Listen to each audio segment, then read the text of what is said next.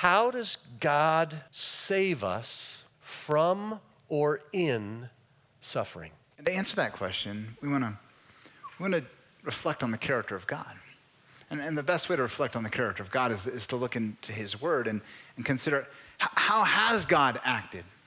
If God is going to name his son Jesus, the Savior, the rescuer, the deliverer, then we have to ask the question, well, how has God saved and rescued and delivered?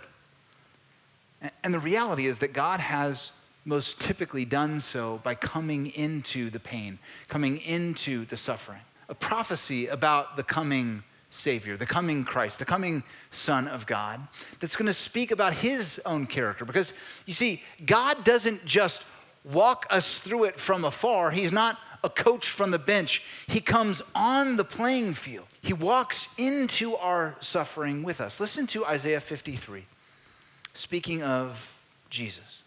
He was despised and rejected by men, a man of sorrows and acquainted with grief, and as one from whom men hide their faces. He was despised, and we esteemed him not. Surely he has borne our griefs and carried our sorrows. Yet we esteemed him stricken, smitten by God, and afflicted.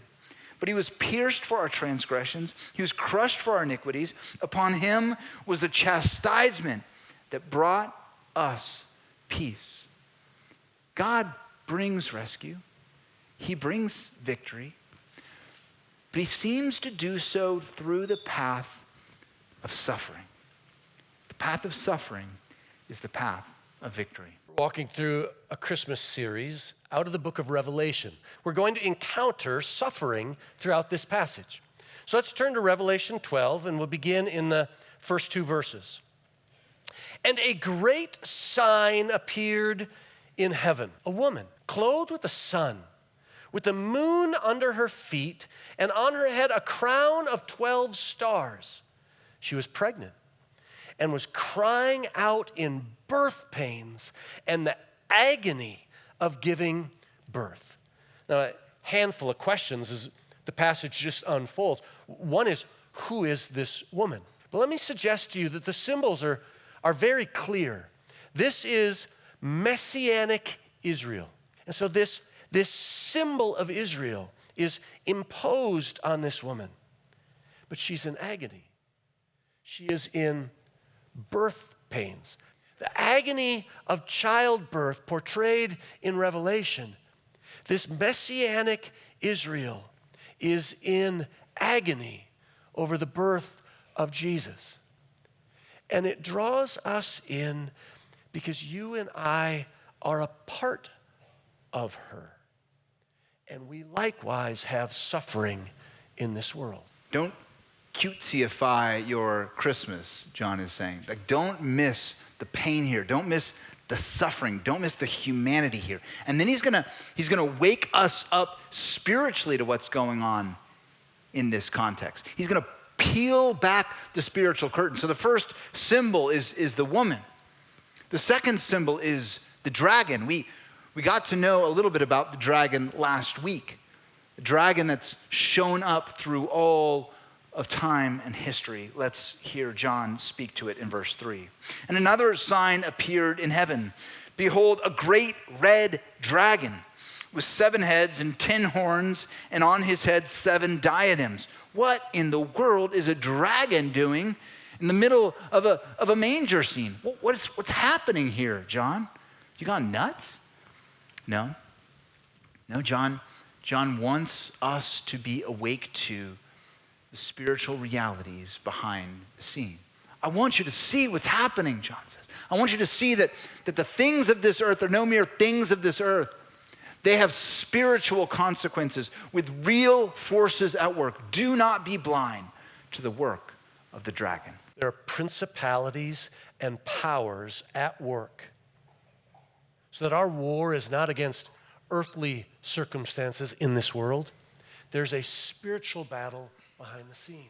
And it pertains to us in that this dragon has his full attention on the woman and on her child.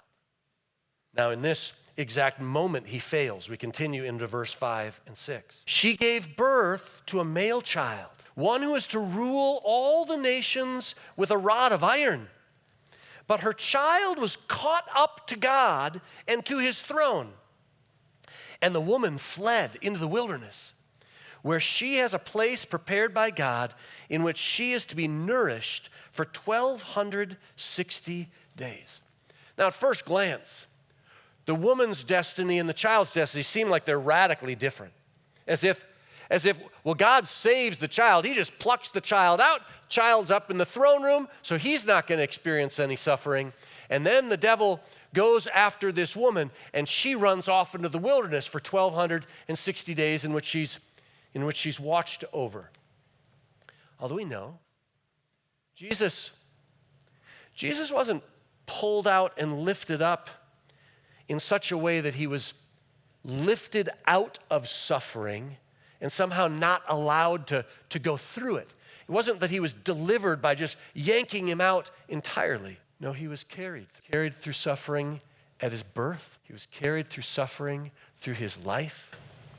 He was carried through suffering in his death. This touches home in that it's not just Jesus's path, it is our path. So the baby is caught up and delivered, but the woman runs into the wilderness and is then watched over by God for 1,260 days. Let me suggest to you that the 1,260 days is not simply in the future, nor is it necessarily a literal 1,260 days.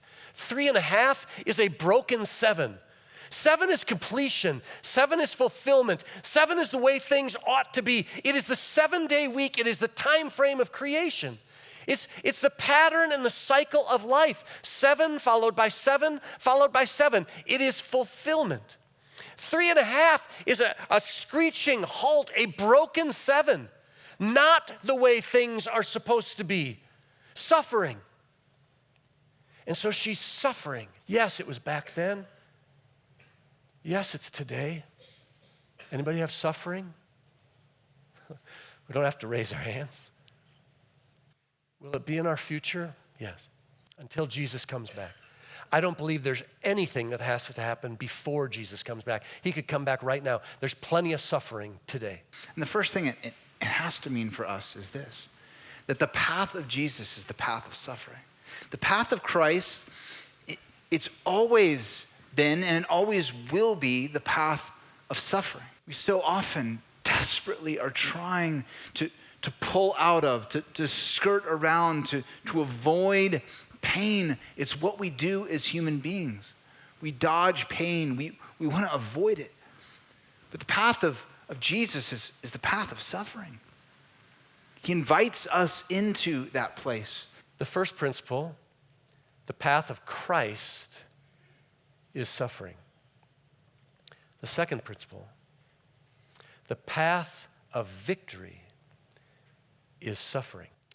You never gain victory over a dragon by fighting like a dragon. We have such a rugged, Western, independent, individual, machismo kind of culture. Like, I want to defeat a dragon, then pull out my 6-shooter like John Wayne, Clint Eastwood. You want to dare me, punk? Like, that's defeating a dragon. It's somehow Jason Bourne taking out the bad guys, or Sarah Connor standing up against the Terminator, or the Black Widow getting like it.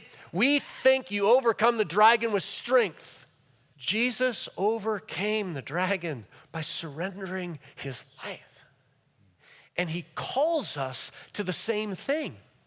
The only way to resurrection power is through dying to ourself daily, embracing the cross of Christ daily. So the path of victory is through suffering.